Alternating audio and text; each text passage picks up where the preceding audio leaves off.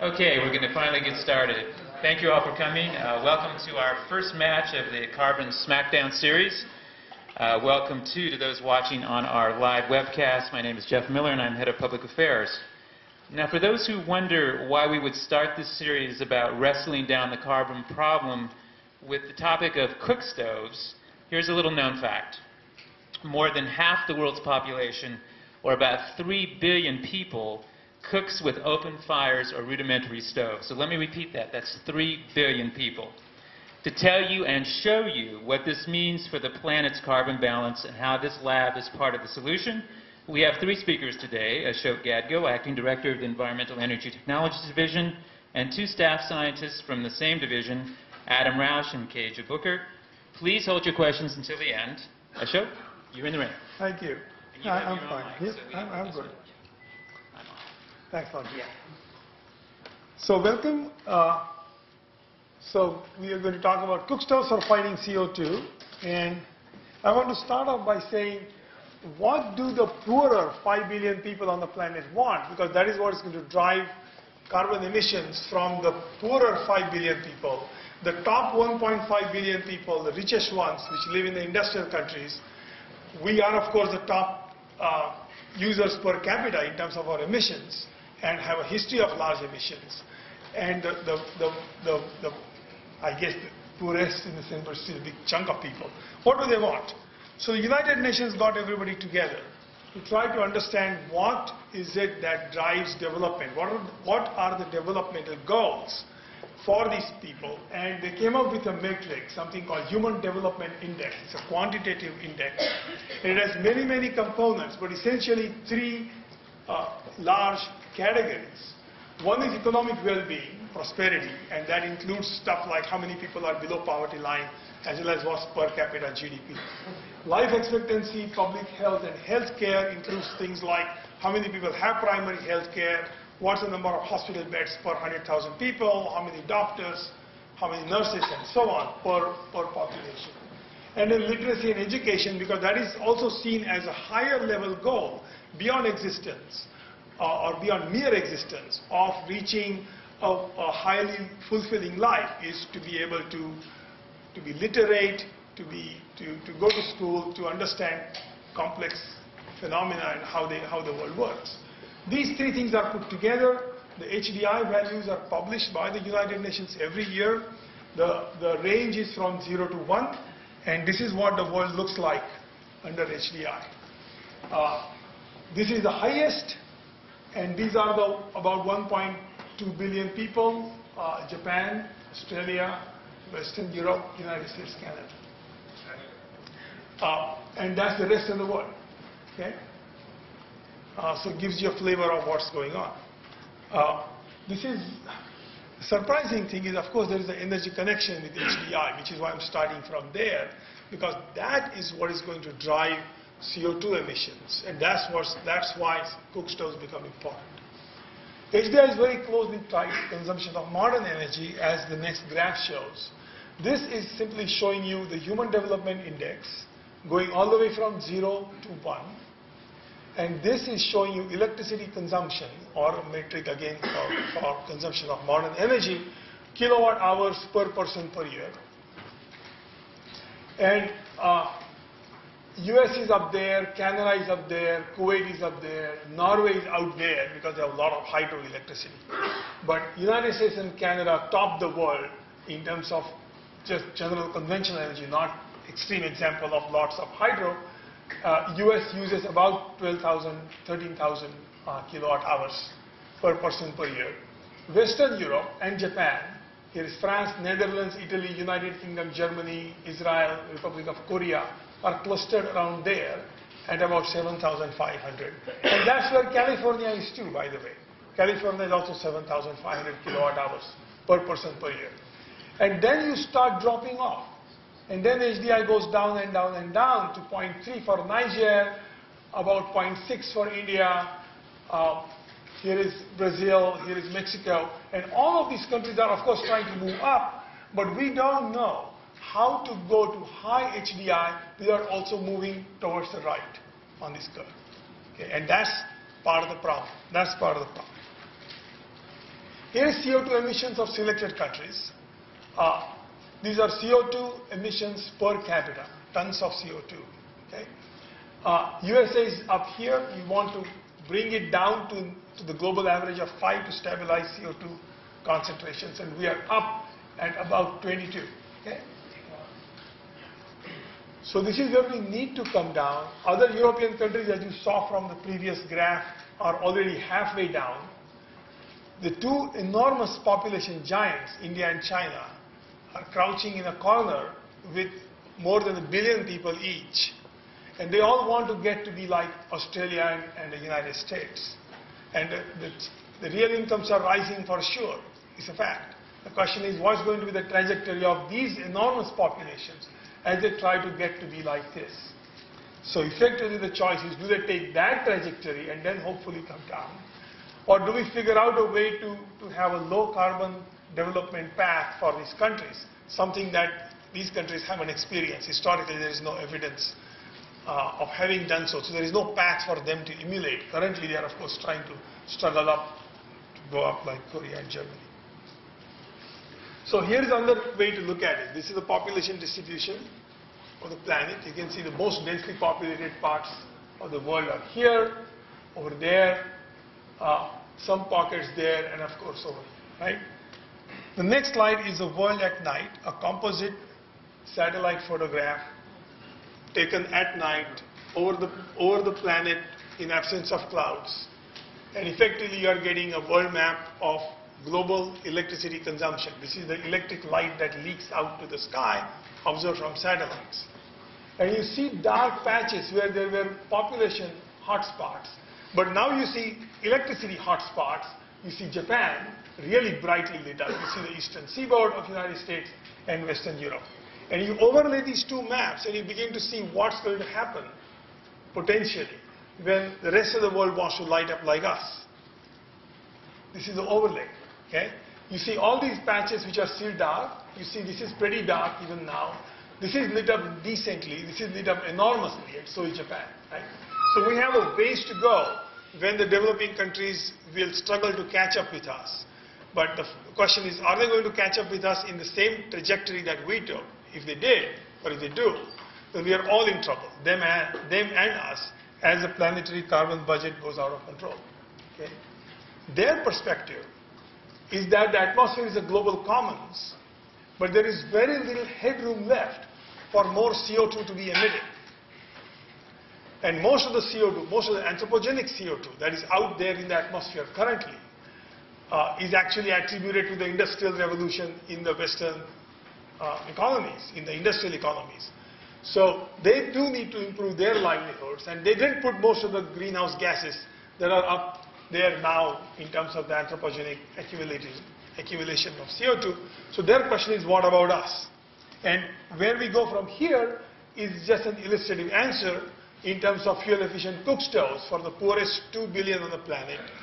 I assume that the remaining 1 billion are either using Chinese stoves using coal, not firewood, or already using some kind of efficient stoves. But this number is poorly defined, between 2 and 3 billion. I took a conservative number here. Okay? So something like 2 billion, between 2 and 3 billion people use solid fuels, mostly with stoves of really low efficiency.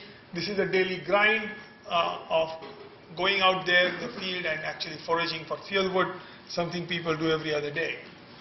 And most of them cook on simple 3-stone fires, which is what this woman is doing.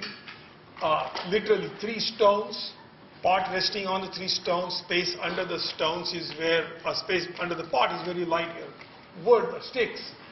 Or mud stoves, homemade mud stoves of low efficiency. So this is one single slide I'm going to show about why we should worry about it beyond what's going to be good for them. Good for them, of course, is reducing indoor smoke, reducing respiratory problems that come from inhalation of indoor smoke. That's the second largest environmental cause of mortality among human populations, killing about 1 million people earlier than they otherwise would from inhalation exposure to biomass smoke. But cookstoves also emit black soot, in New York Times, here is a report from the recent paper by Ramanathan and Carmichael in Nature, showing what would happen if we only removed black carbon from cooking with wood, crop or dung. And if we were to remove that, you see suddenly concentration of black carbon in the atmosphere disappears. Black carbon in the atmosphere is a potent greenhouse agent because it directly absorbs sunlight as the sunlight comes through the atmosphere. It of course also settles on snow and then causes glaciers to melt rapidly, and that part is not shown here. But just black soot aloft in the atmosphere is a potent greenhouse agent, and because its lifetime in the atmosphere is only about 4 weeks, as opposed to CO2 molecules whose lifetime in the atmosphere is 100 years, impact on the atmosphere is immediate if you are able to get rid of black soot from whatever source. So my group and I started working on fuel efficient stoves back in 2005 in response to the humanitarian crisis in Darfur, and that's a separate story. Effectively, there the goal was not so much to reduce CO2 emissions as to reduce the trips by the women and girls out into the field to collect fieldwood, because that's where they were being attacked by janjaweed and mutilated and raped. So our goal was to get them to go out only once a week rather than every other day.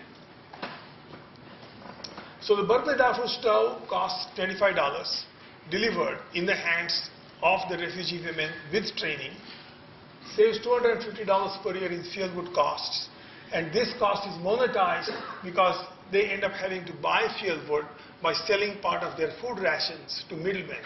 So what they end up doing is sell food rations to the middlemen, go hungry or part of the food rations. With that cash, buy fieldwood from other middlemen, and with that wood, cook remainder of their food rations, because the United Nations gives them food rations, raw food rations, but not fieldwood. So that you can see what the savings are compared to the cost, and this is per year. It lasts for 5 years. It also offsets about 2 tons of CO2 equivalent per year. And the stove is here. I will talk about it later. So in 2008, a couple of years ago, World Vision, which is one of the largest non-profits in the world, approached us to modify the Berkeley Darfur stove, saying, hey, Ethiopia, right next to Sudan, cooks in many similar ways with respect to the style of cooking, they thought. The forest cover is catastrophically lost. It's gone from 35% in the last century down to now 3%. More than 80% of the people still depend on fieldwood for cooking. So in many ways their back is to the wall. And the question from World Vision was, can you guys at LBL, since you seem to have successfully developed a stove for Darfur, could you help out Ethiopia? Because this looks like an impending catastrophe in terms of where this is heading. This is what a countryside looks like in Ethiopia. Note that this field strewn with rocks is not for agriculture. There are lots of fields like that, just strewn with rocks, because there used to be trees here. Everything is gone. And this land is useless for anything unless you clear it. It's not even being cleared. It's just denuded. You just drive through the countryside, and it's pretty amazing to see what they end up saying. So last year, we visited Ethiopia, went into the countryside, documented what they cook, how they cook, what pots they use, what's the cooking protocol. Here is a woman cooking on what in Ethiopia is the standard equivalent of a 3-stone fire. The photograph you saw earlier of the woman cooking on a 3-stone fire, she literally had 3 stones. In Ethiopia, we found that they actually use 3 clay pillars. These are pillars made out of baked clay. And on those 3 clay pillars, they support this pot. But effect is the same. In fact, there is even more open space for radiation to leave. There is even more open space to lose heat. So the 3 clay pillars is equivalent to a 3-stone fire. So we went there, we observed, measured a whole bunch of things, and brought back pots to Berkeley, saying if you are going to modify a stove, we need to make sure that this stove will work with the pots they use. Okay? And now on to Adam. in terms of what we did for modifying the stoves and how you make them. All right.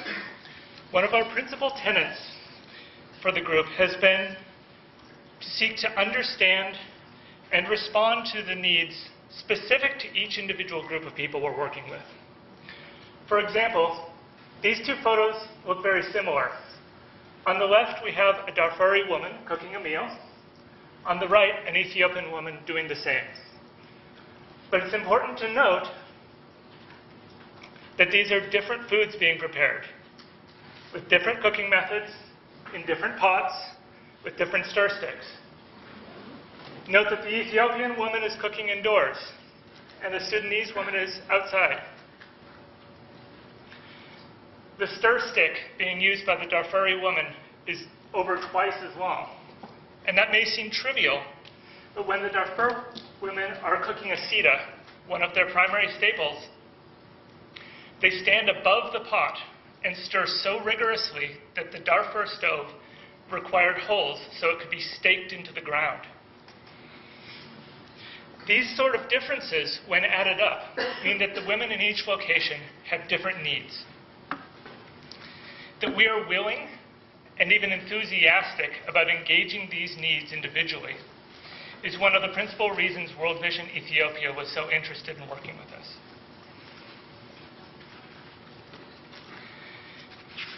If we're going to provide for these needs, we have to come with a solution that's technically and culturally viable.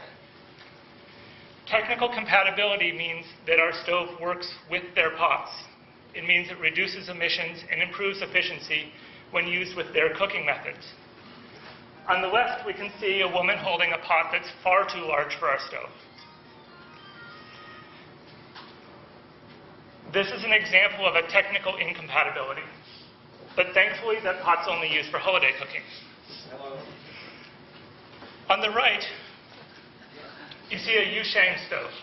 This is another stove that's used in Ethiopia, and this is an example of a cultural issue. The stove has a metal skirt. The stove has a metal skirt up here, which sits on top of the stove, directs heat into the pot, and makes the whole system substantially more energy efficient. Unfortunately, this is a very rare picture because it shows both the stove and the skirt together. Most of the time what we saw was the skirt would be placed off in some corner, if it could be found at all. The people said that the skirt was difficult to use, and the advantages that it offered weren't readily apparent to the users. Without the skirt, the stove proved substantially less efficient. So any CO2 savings that they were expecting to see were literally going out the window. So the bottom line is, if there's something about your product that they don't like, if there's something about our stove that they don't like, they're not going to use it. And if our stove sits idle in a corner, we're not doing anything to reduce the CO2.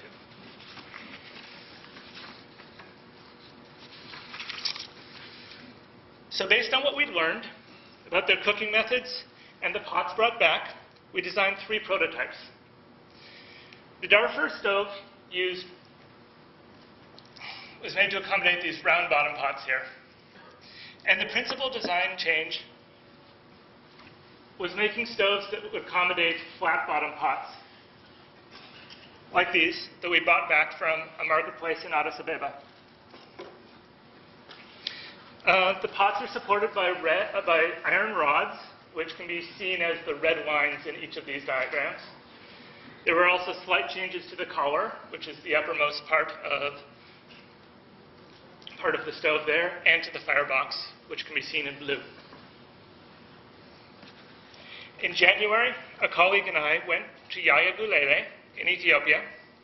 We brought these stoves into the households, showed them to the women there, invited them to cook on one of the prototypes, and solicited their feedback. This is what we learned. Lesson 1.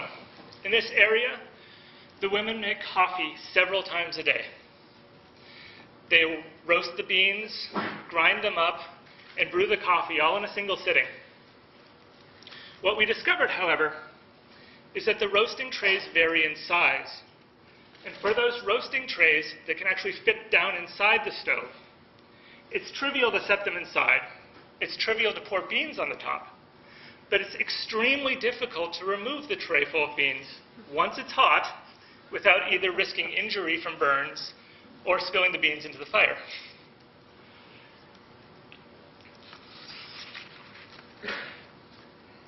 Lesson 2. The pot situation was not as simple as in Darfur. There, virtually everyone had the same 2 round-bottom pots.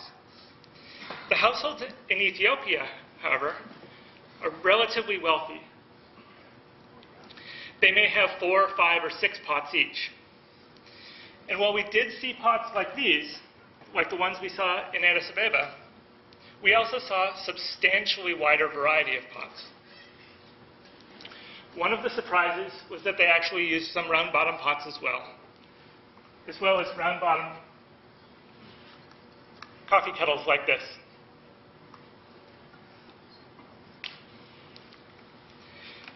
When these were placed on the parallel rods in design A, they proved unstable. When women would stir the round-bottom pots, they would rock back and forth, and the coffee kettles would tip over even without stirring. Basically, design A was out.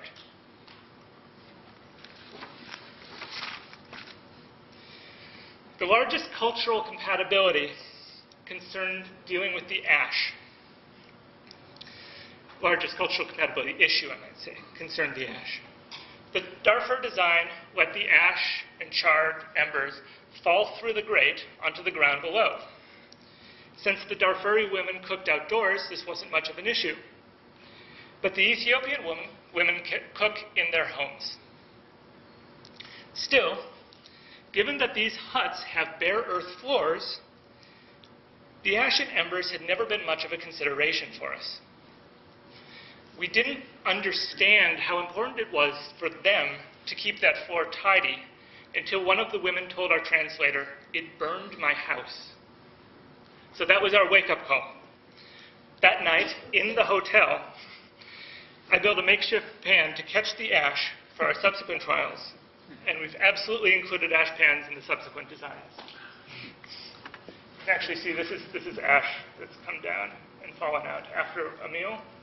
And up here, this is the makeshift ash pan in the background.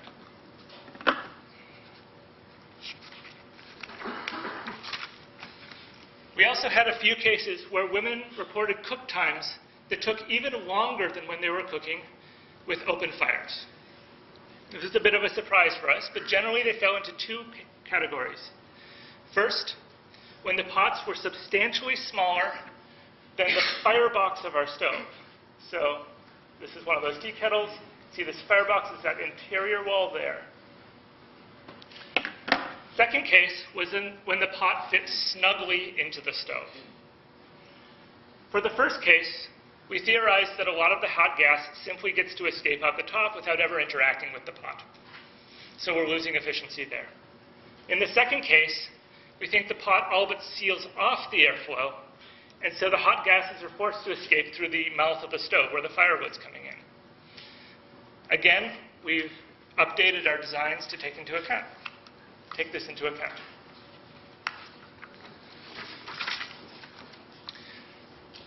Going forward, we've created a design which uses 4 angled rods so it can support a wide range of flat-bottomed and round-bottom pots without rocking or tilting.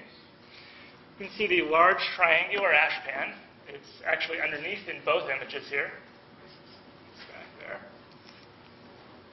V-shaped tabs, here, there, and there, which keep a large pan or pot from sealing off the stove completely.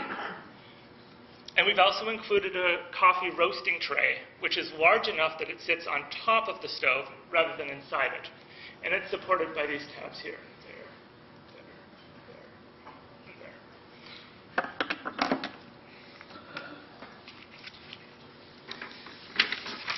So once we had a pilot design, we began testing the stoves for efficiency.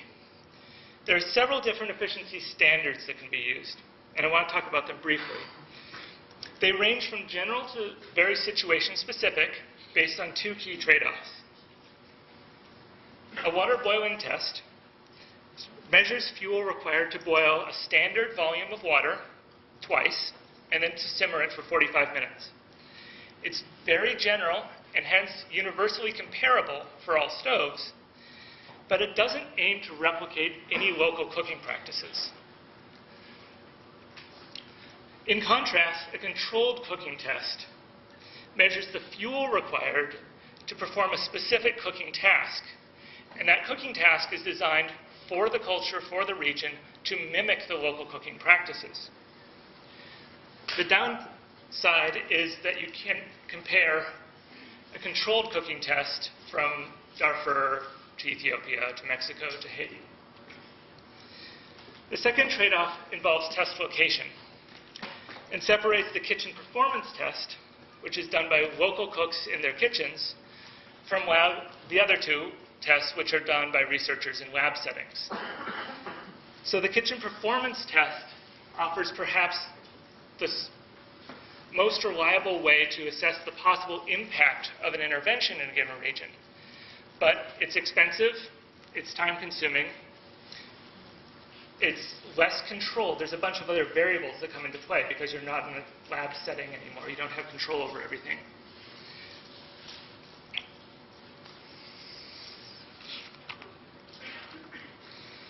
So as of May, we've completed the first of these, the water boiling test for the Ethiopia design. I'm going to share a few of the results that start to show the basic trend with our stove compared with both open fires and other stoves being used in Ethiopia. From left to right, we have the Berkeley Ethiopia stove. This is our guy here. This is an EnviroFit stove. This is the Yusheng, tested with the skirt fully in place. This is the Tikikil, which is created locally in Ethiopia. And at the far right, we have an open fire, the 3-stone or 3-column fire. First off, all of the stoves have substantially better efficiencies than the 3-stone fire, which is what we expect. These numbers here are very low compared with everything else, which is basically the 20% range. Our stove, however, also proved slightly more efficient in the boiling phase, that's here compared with these numbers, and substantially more efficient in the simmering phase compared with those. The downside is that our time to boil was longer than any of the other options. So in a nutshell, our stove is slower, but more efficient.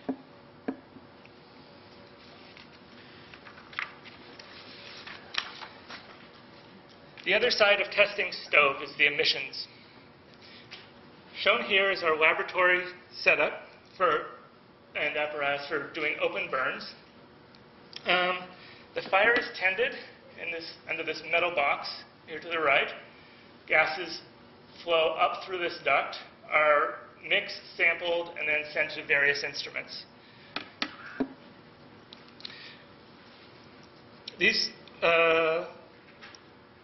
With this setup, we've taken measurements for the Darfur stove, and we've taken measurements for open fires, testing CO and CO2 emissions, testing black carbon and particulate levels. And such testing will be a crucial step for the Ethiopia program because it's what will allow us to quantify both our greenhouse impact in general and our CO2 reductions in particular. With that, I'm going to turn it over to Kayje.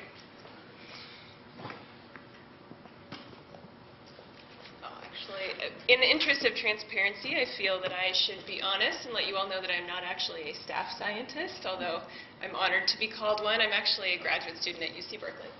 And I'm going to talk a little bit, so is Adam, by the way. I'm outing him. I'm going to start by talking about my piece of the talk will be talking a little bit more about the connection between carbon, cook stoves, and climate change. So when we think about carbon, one way to think about it is that it exists in several different pools in the oceans and soils, vegetation, and the atmosphere. And it's constantly moving between all of these different pools through various mechanisms. What we're concerned about in climate change, obviously, is when these transfers become unequal and imbalanced. Specifically when we're emitting more to the atmosphere than we are absorbing in these terrestrial pools. So this first picture is a mature forest. There's no human use.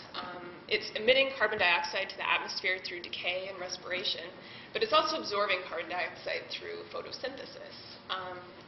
And in this system, it's pretty balanced. Actually, a lot of mature forests are absorbing more carbon dioxide than they're emitting, but in general, this is a balanced system. Now we add in human use. So there's humans pulling some wood out of this fire for their out of the forest for their three-stone fire. But as you can see by the arrows, it's still pretty much balanced. The use on the forest is low enough that the emissions from the fires are recaptured by the growth in the forest. And a lot of what's being pulled out of the forest to burn were things that would be decaying anyway, twigs and branches and things that have fallen on the ground. So this system is still considered to be in balance. In carbon policy speak, they call this a renewable biomass situation. So if we were to replace this fire with one of our cookstoves, we wouldn't actually get credit for carbon dioxide emission reduction because this emission is not considered to be contributing to climate change because the system is in balance. And I should be clear that there are the other emissions that both Adam and Ashok talked about. So replacing this with a Berkeley Darfur stove or an Ethiopian cookstove would still have climate benefits because we would be reducing carbon monoxide, methane, black carbon, but you don't get any credit as far as carbon dioxide is concerned. So a lot of the efforts for carbon and cookstoves are focused on this third situation. And in this situation, you can see that human use in this forest is very high. We've reduced the size of the forest, so there's less trees to absorb carbon dioxide from the atmosphere, meaning that the sink is weaker, and we're also emitting far more than we're absorbing. So these red arrows represent an actual net increase in atmospheric concentration of carbon dioxide. And so, I got a little too fancy with my animation. So, if we replace these three-stone fires with cookstoves, we reduce this contribution to global warming, and so we're actually having an impact on global warming with these cookstoves by using less wood, decreasing emissions, and we actually earn a carbon credit for those reductions. So how much are we talking about here? Ignore that white box.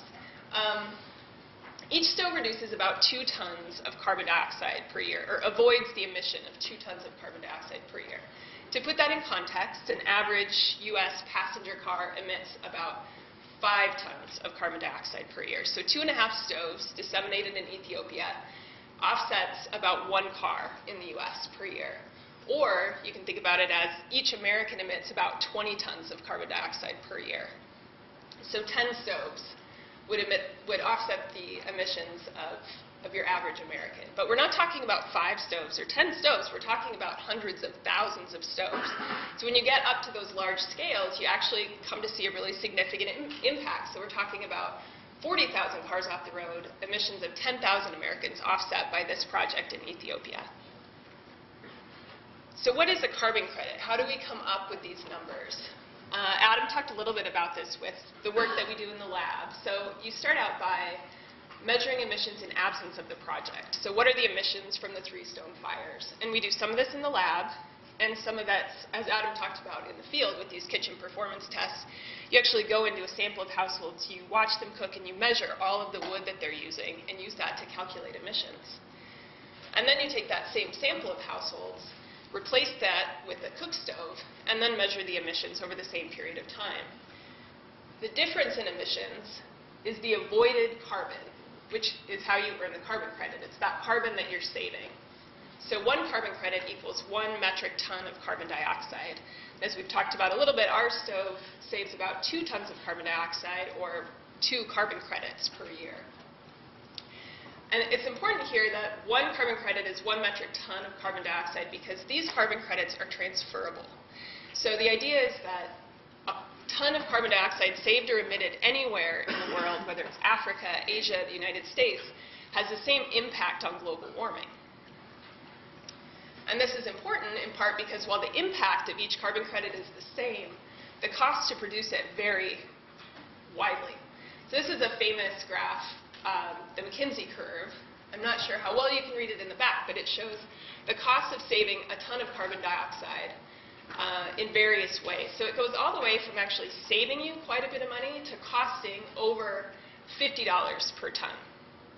So if the impact is the same, but the costs are different, then you get to the idea that maybe people for whom it's expensive to reduce should be paying people for whom it's cheap to reduce to make those reductions instead. It's more efficient if we attack those cheaper options first. So this is a hypothetical example in which we have a company A, which emits 5 tons of carbon dioxide per year. B emits 10, so the total for this sector is 15. For A, it only costs $25 to reduce a ton of carbon dioxide output. For B, it costs $50. So if we as a society decide we want to reduce the total output by 2 tons, we have multiple options for how to do this. One would be to tell A and B, you each have to cut a ton. Total cost for that, $75. $25 for A, $50 for B. The output goes down to 13. The other way to do this is to allow trading. So if you allow trading, then A can reduce both tons because it's so much cheaper. The total is the same, it goes down 2, but B doesn't reduce at all. Of course, A is not doing this out of the goodness of their heart. B is going to pay A to make this reduction. They're going to pay them something more than $25, something less than $50. And this is kind of the situation that we're in right now with our Cookstoves, because we can reduce our emissions, or the emissions from these 3-stove fires, more cheaply than a lot of factories or industries in Europe can reduce their own emissions. So they're willing to pay us to reduce emissions in Ethiopia. And they do this by buying the carbon credits that we're producing. So one thing that's really exciting about this from a cookstove or a technology perspective is that, as Ashok talked about, these cookstoves are a technology that's valuable for all kinds of reasons. And carbon credits allow us to pay for them in a whole new way. So, as he said, a typical cookstove for our project costs about $25. Obviously, that's too much for your typical family in Ethiopia. They don't have $25 to buy a cookstove. And so typically that stove cost would have been subsidized by raising money through grants or donations or something along those lines. And that's how we've been doing it for decades, actually. But carbon credits give you another option. So there is a cost associated with applying for these carbon credits. The application process is expensive. You have to do monitoring and verification to show that you're reducing what you say that you're reducing. So it comes out to about $35 per stove. But if we reduce 2 tons of carbon dioxide per year and get 2 carbon credits per year, each of those carbon credits sells for $16 on the European market right now. That's like this week's price. So that's $32 per year that we could earn through carbon credits, which leaves consumers in Ethiopia only having to pay $3. That is affordable to a family in Ethiopia. So carbon credits give us this option to produce these technologies that are useful for all kinds of ways and pay for them in a way that allows them to be affordable to consumers. And that's just in the first year. So these stoves generate these carbon credits over their lifetime. If they pay themselves off in the first year, these next 4 years are all profit. So that's over $100 that each stove is generating in profit per year. And who that profit goes to depends very much on how the project is structured. There's investors in Europe that pay for the project up front. They get a cut of that. Often the community gets a cut of that. Some of that goes back to do other sorts of development work in those communities. And our hope is that as these things go on, that more of that money will come back to places like the lab or to organizations that are developing other energy-efficient technologies for the poor. So now I'll turn it back over to Ashok.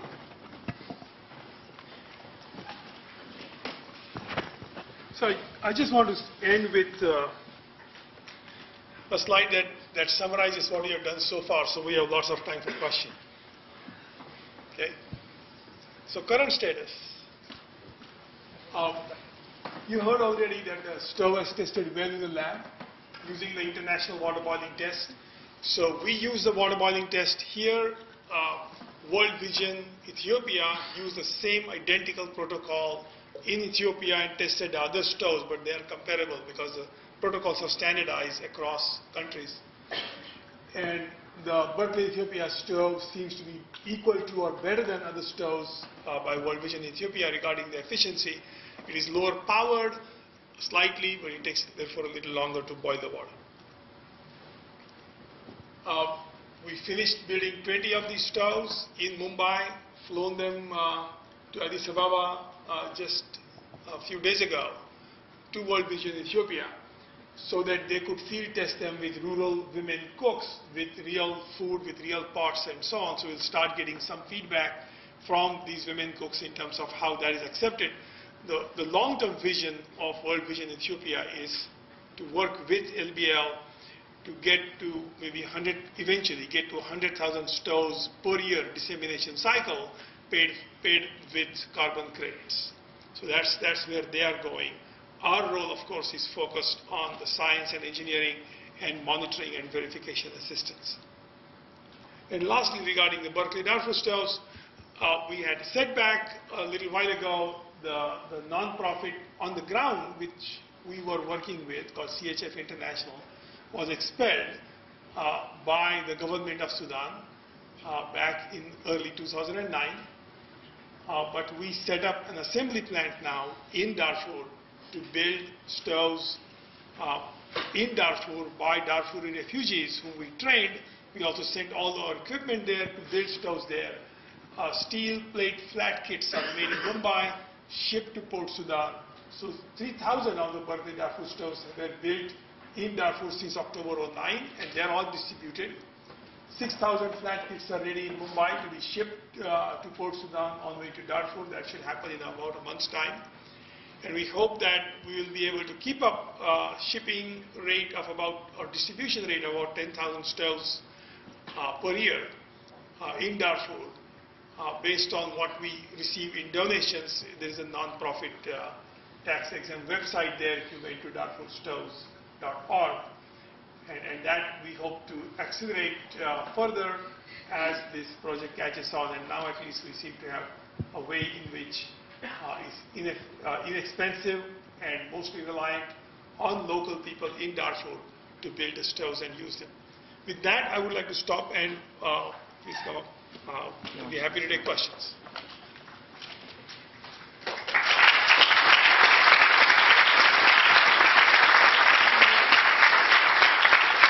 Okay, if you have a question, please raise your hand. Right. Just showing off the Berkeley Darfur stove, which many of you have seen, is not very big, it's not very heavy either. And then you already saw the pots and pans. These are the ones we bought in Ethiopia, and coffee kettle and so on. But questions? Okay. Yes, please, Rich. Yes. You mentioned a little bit about the monitoring and verification over here. Have you seen any evidence, either in your stove or in other stoves, of the equivalent of, say, a rebound effect in electricity consumption, whereas now that some of these people are using more efficient and better stoves, that they might be using them more and more? We haven't seen a rebound effect, which is what you're referring to is commonly seen when you put insulation in a house, people raise the thermostat up in winter, for example. We haven't seen that. Haven't been doing that level of high accuracy monitoring in Darfur, nothing at all. In fact, when we do this in Ethiopia, we'll actually measure actual savings in fuel goods. So then we'll have some handle on this. See where it goes. Yes, sir.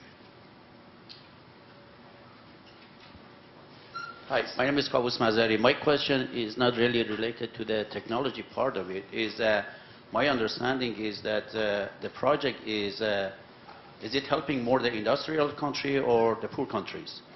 If it's helping the industrial countries, then it seems to me that are we actually considering the cultural aspect of that or not? Are we trying to introducing some kind of a high tech to their culture? Are we initiating some kind of a change that might happen in long run, and are we studying the consequences of that? Okay. The project, I think, if we are successful, we will help presumably not just the developing countries, but everybody on the planet in terms of a lower rate of CO2 emissions. The immediate effects, the local effects, are all in the developing world, for the bottom 2 billion people who are exposed to smoke from biomass and who suffer respiratory problems, not only for the women, but usually also for the children who are along with the women when the women are cooking. So the indoor environmental problems from smoke are experienced locally. The deforestation is experienced locally. The CO2 problems are experienced globally. So I hope that answers your question to some extent. It helps all of us to some extent on the planet, and it helps even more the local people who are presumably going to be using less dredgering for collecting fuel wood. They are going to spend less time chopping fuel wood. They will have a better survival for their forests, and they will have less exposure to biomass smoke. Can I add something? Sure. I think also on the subject of whether this is sort of a high-tech something that we're sticking in without thinking about how it's going to affect their culture. One of the things that our group does that I think really mediates against that is that we go there first and learn how they cook and learn how they're living, and we try to really adapt the stove to each specific place that we're going. And this stove, it uses the same fuel as they were previously using, so in a lot of ways it's not that different, it's just more efficient. The carbon forest balance seems to me like you're addressing the carbon emission part of that equation. Is there a similar effort being done to address the deforestation? Yes, and I think from a carbon perspective also there's a lot right now at the international level discussing how to do this, how to protect forests using carbon credits. And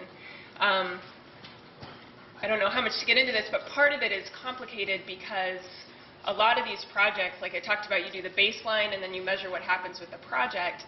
People can fudge with the baseline a little bit. So something that concerned people was that we had groups, Brazil was kind of a notable example, that went in and said, hey, we were going to cut down this whole forest, but now we're not, so would you give us credits for this entire forest that's standing here? And it's hard to prove that baseline, to prove what would have happened in absence of the project. So there's a lot of people that are interested. We know that deforestation is a huge contributor to global warming. There's a lot of people trying to figure out how best to attack that and what the right mechanism is, policy-wise, to protect the forests. Two questions. Rich Muller. The first is that, as I recall, originally for the Darfur stoves, you had intended to have them built locally, and this has become a business there. That apparently has changed now that you're having them built in Mumbai, so I'd just like you to comment on that. The second question is that early in your presentation, you mentioned that the fuel cost in Darfur was an astonishing $250 per year. It must be much lower in Ethiopia because that cost seems to me to overwhelm. The money saved in doing that, if the cost is that high, would overwhelm all the other considerations, including the carbon credits. So what is the cost in Ethiopia for fuel that's saved? Good question, both. Our intent is to push stoves production and assembly as far close to the end-use point as possible.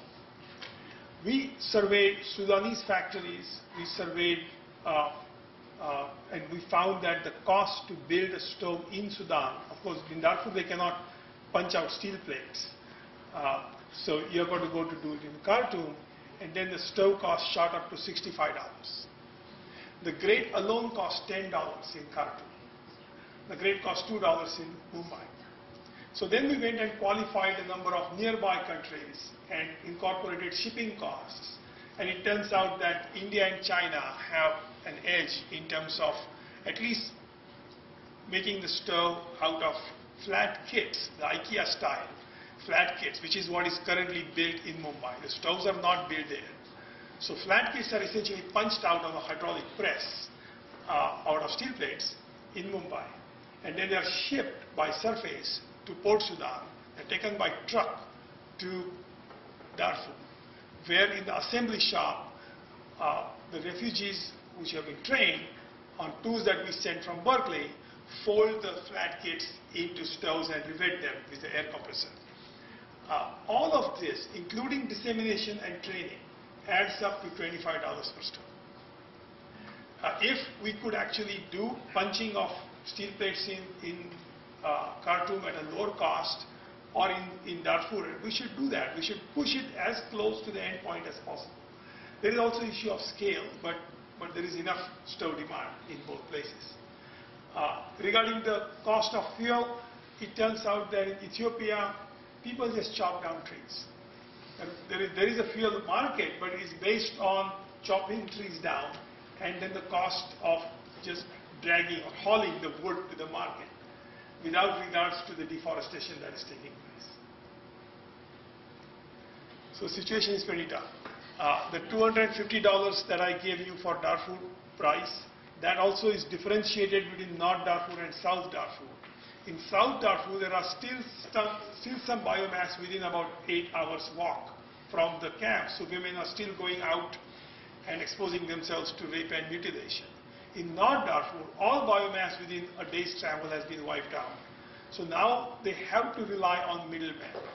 And the middlemen will only take cash, so they have to sell their food rations. So there are other group of middlemen who are buying the food rations. The whole thing is a Dickinsonian nightmare. An observation, then a question about the stove. You talked about the carbon credits, and in the balanced system, you said, well, that doesn't count. It still seems to me it should count. If you're reducing carbon emissions, if you took your stove into those places where it's a balanced system with people cooking in the forest, so what? If you can bring your stove in and reduce carbon emissions, anywhere on the planet we do that, it's good for all. So that's an inappropriate aspect of the carbon. Not at all. I actually totally agree with you. Yeah. That's just not how it is in carbon policy. Yeah, but I know. Clearly, if you reduce those emissions, if what you're doing, even if those emissions would be reabsorbed, if you're strengthening the sink, then you're actually leading to more absorption of carbon dioxide out of the atmosphere. So there should be a mechanism to get credit for that as well. Yeah. Currently, there's not. Yeah, exactly.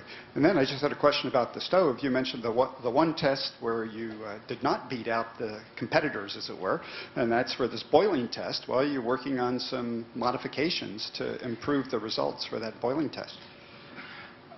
I think, let me start by saying that I think the water boiling test is useful for several things. But I would say that explaining where its usefulness ends is becoming a hobby of mine. There is a trade-off with any stove that one can make for efficiency versus cook time.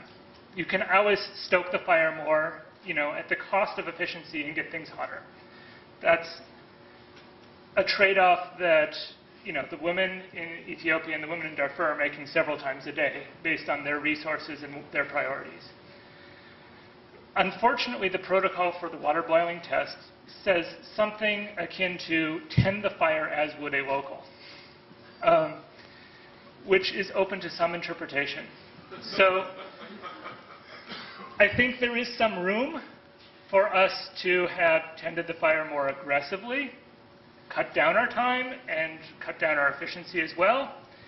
I think the real test will be when these stoves and the others are in the homes of these women, and we see how they choose to prioritize time versus efficiency, and we get the results from efficiencies coming out of their decisions. Inder, I have a quick question. I understand that because you guys wanted to be culturally sensitive, fuel was probably not looked, but a lot of efficiency can be got from the stove if you can change the fuel which is going in as well. And is that a future project? What are the considerations around that?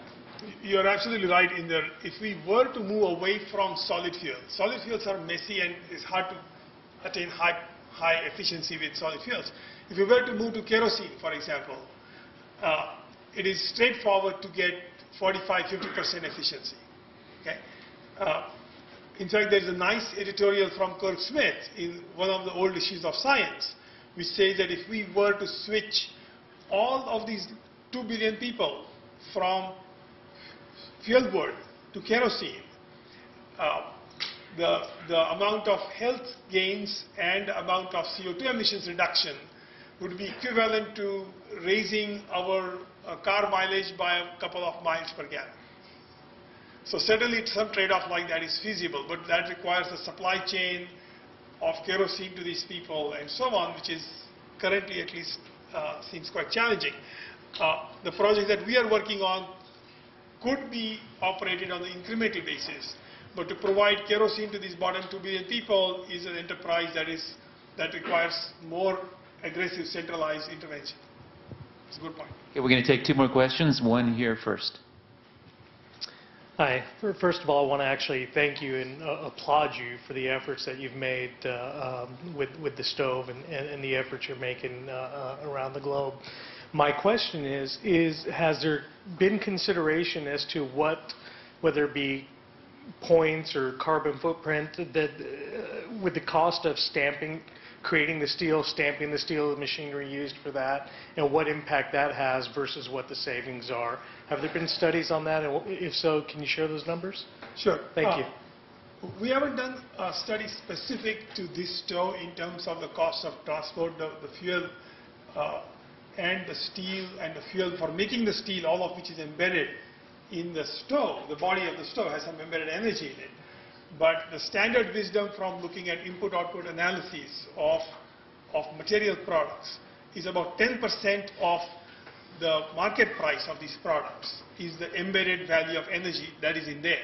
So a $25 stove would have, using round numbers, maybe $2.5 worth of embedded energy, embedded modern energy in it. So that's. So I just have a question about microfinance. So the biggest hurdle to overcome in implementing these development efforts is the question of finance. So can you elaborate on how carbon credits could cut the costs of these efforts? Though the costs are, $25 per stove, you're talking about people who are living under $1 a day. So how can these efforts and carbon credits be used also as a microfinance mechanism, if so? So, yeah, that is really why a lot of Cookstove people are excited about carbon credits, is just this very opportunity to do that. And it can work in a lot of different ways, but for example, with our Ethiopia project, what happened is there was an investor up front that said, I'll front the costs of producing the stoves and I'll subsidize the price of the stoves myself with my own money, and then in return I'll get a certain portion of the carbon credits at the end that investor can then sell on the market. So it becomes an investment opportunity, and so in that way that upfront cost for the organization is covered, because that's a big set of costs also, and the cost of the stove is subsidized. And then the way it works is that when a person receives the stove, they sign over their carbon right to the stove. And so in return for the subsidized price, they give up their own right to the carbon credits produced by the stove. So effectively, because carbon credit trade has a lot of overhead, an individual like a small family back in Ethiopia is out of the question for them to sell their carbon credit to anybody. So what has happened is aggregators have therefore emerged, who then aggregate carbon credits from, say, 100,000 families or several thousand families. And thus, they are able to then spread the cost of trading in carbon because they're aggregators. So the way this is planned to operate or envisaged to operate is World Vision will be the aggregator. If the investor in Europe who is in discussions with World Vision makes a killing, which I hope he does, then a lot more money will be available to scale this up. If this investor loses his shirt, then this is a dead end, right? So in some sense, there is something in it for everybody if this successfully goes forward. The investor from Europe is still in discussions with World Vision. He was supposed to give $1 million to them, but the discussions are ongoing, so World Vision is fronting the cost themselves for now. Lawrence Berkeley Lab had asked World Vision that if we make our stove design available to you in all this scheme where everybody else is winning, how about giving 1% of the carbon credits to the Lawrence Berkeley Lab? It should be really cool. But that hasn't come through yet either. But I mean, the idea has Okay, on that note. Thank you, Ashok, Kayje, and Adam. So we'll see you all again on July 9th. Carbon capture is the topic. Thank you for coming.